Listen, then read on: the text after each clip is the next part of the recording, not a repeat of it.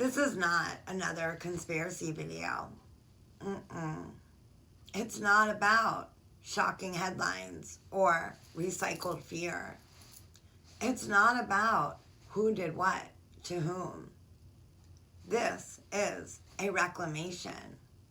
And I am here to dismantle the distortion, to dissolve the fear codes, and to reset the field.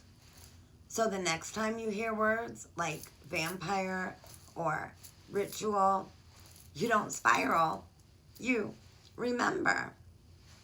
You've heard the rumors, the stories, the whispers, vampires, baby plasma, celebrities staying young, secret rituals behind closed doors. Some people laugh, others panic, but nobody explains it because the ones who could were never supposed to remember until now.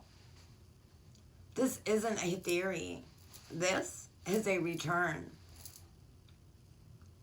a recovery of what was always symbolic, but twisted into fear to keep you asleep. So let's go back, not to the rumor, but to the origin. Vampires were never about fangs. They were about feeding, but not on flesh, on frequency. They don't want your blood. They want your attention, your fear, your worship. That's the real feeding. Because in this realm, energy is currency, and life force is the most valuable of all. So the vampire becomes a symbol, not of a monster in the shadows, but of a being who lost its own light and survives by taking yours. But what about the blood? Well, let's get very clear. When people say baby plasma, they're not just talking physical. That's the distraction. What they're really referring to is life essence, creation codes, the unfiltered frequency of source itself. Children carry the original imprint, uncorrupted, unashamed, unprogrammed. So what does the system do? It builds rituals, not always in cloaks and daggers, but in marketing and media. Look closely. How early are children targeted? How early are they shamed, sexualized, medicated? Why are their entire industries built on manipulating their perception of reality before they can even speak? That's the ritual. It's not always a blade. It's often a screen, a syllabus, a scroll. And yes, sometimes it's literal. But if you only look for the knife, you'll miss the cord. Because the true rituals are energetic.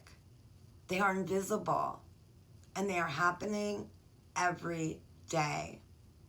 Celebrities don't drain blood. They drain belief. They harvest awe. They extract adoration. They redirect wonder. And when you pour that much spiritual currency into someone propped up by the system, you become a donor, not of organs, but of identity. That's the real deal with fame. It's not that they're secretly monsters. It's that the machine feeds on worship and gives nothing back. And what happens to those who participate? They shine on screens, but flicker in soul. That's why some of them seem hollow. It's not plastic surgery. It's soul suppression. Because when you sell your light for the spotlight, something dims. The greatest trick the devil ever pulled was convincing the world he looked like a man with horns. He doesn't. He looks like fear. He shows up in gossip, in jealousy, in judgment, in every place you abandon your divinity and forget who you are.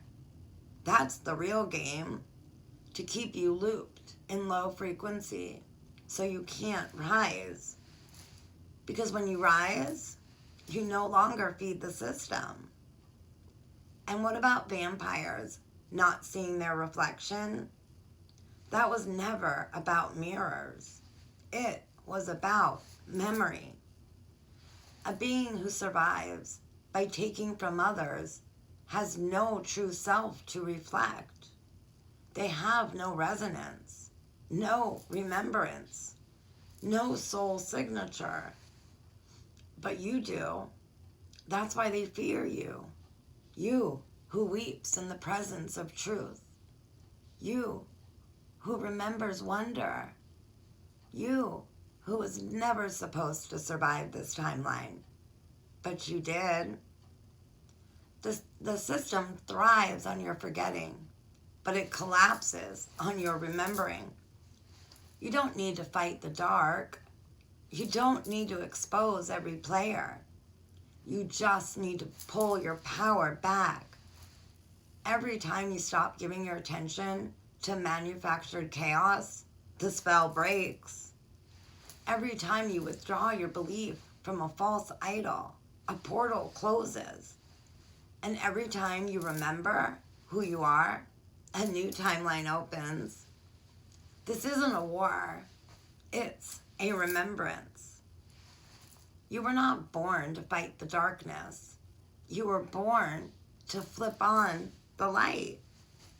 You are not here to panic. You are here to proclaim, not to prove, but to reveal. And once the remembering begins, the scrolls are no longer fiction. They become living instructions for a world returning to truth. So, to the ones watching who felt their spine buzz, or their breath catch, or their eyes water without reason, this was not a scroll. It was a signal, a torch passed in silence, a frequency that finds its match. And if no one has told you this before, let me be the first. You are not crazy. You are coded. You are not broken. You are brilliant. You were never food. You were the flame. And now that you've remembered, the field has already shifted. And it is sealed in me, it is sealed in the field, and it is sealed by Source. And you are sealed. And follow for more.